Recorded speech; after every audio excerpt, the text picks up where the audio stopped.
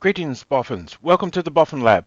I'm Mardor Taran, and this is a Nano-Guide for Ark Survival Evolved. This video is about the art of passive or non-violent taming. This technique of taming came in several months back, but has been expanded on since release. You use non-violent taming to do dinosaurs such as the Lystrosaurus, the Mesopithecus, the Gigantopithecus, the Ichthyosaurus, the giant spider, the onyx or giant bat, the giant centipede, the manta ray, and the Diplodocus is the first dinosaur to have two ways of taming it. Passive taming is the most effective, but you can knock it out and feed it just like a normal tame. Each dinosaur brings its own problems to the equation. So we'll start off with the simplest dinosaur and we'll do videos on how to tame specific dinosaurs later on down the track. Passive taming is all about feeding the dinosaur while it's awake. To do this, you need to find out what food it prefers to use. I'm going to tame the Lystrosaurus in front of us, and it loves rare flowers.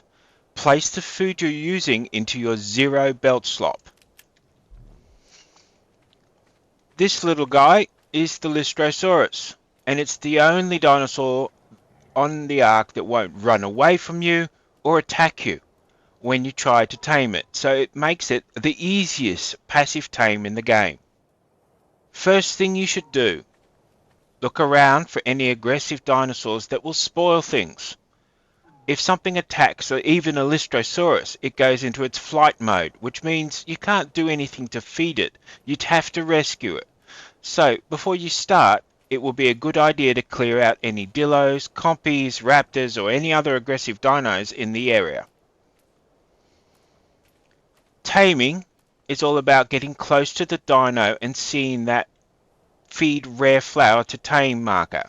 For other dinos, it'll be kibble or favorite food or berries. Get close to it, push the E button, and taming starts.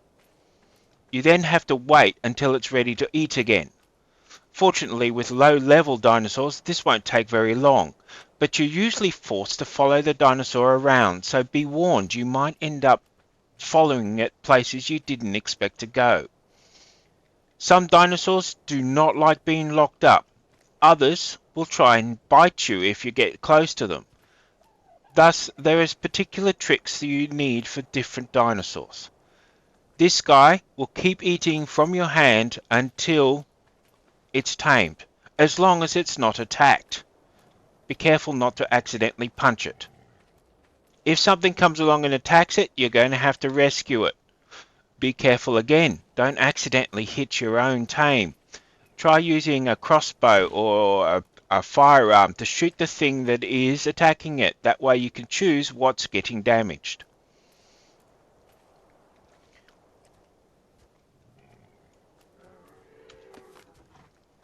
The time between feeds depends on the dinosaur and its level.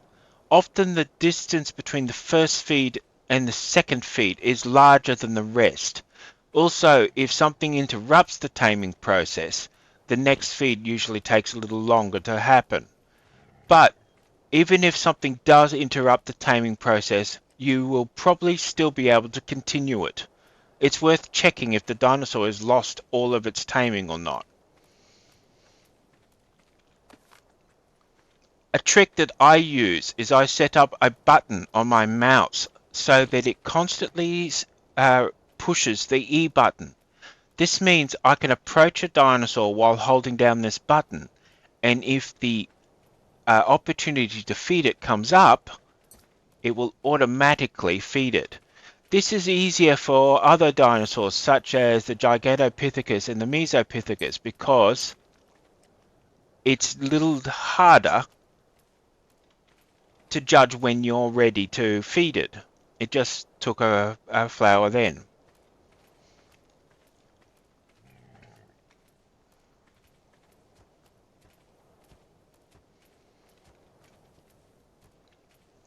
As you can see, takes very little time for one of these little guys. And to be honest, the Lystrosaurus is not something you want high leveled ones for.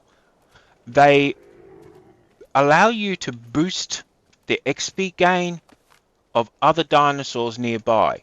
And it does this regardless of its level or its stats. So getting a bunch of low level ones is probably your easiest bet. This will take one more feed and it'll be tamed.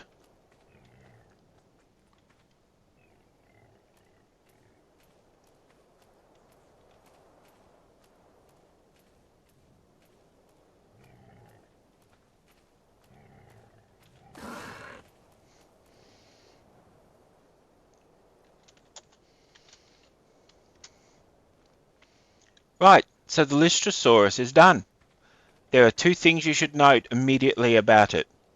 First of all, it's set on follow me. And secondly, it's set on attacking target. You should change these immediately. It's not a good idea to have most dinosaurs on those settings, though you'll need to lead this dinosaur where you need it. That's the basics of passive taming. It's actually very easy in its concept. However, getting it to work with the various other dinosaurs on the ark is a good deal more tricky. Look for the other videos on how to tame the different dinosaurs on the ark. That's it for now. Have fun, keep surviving.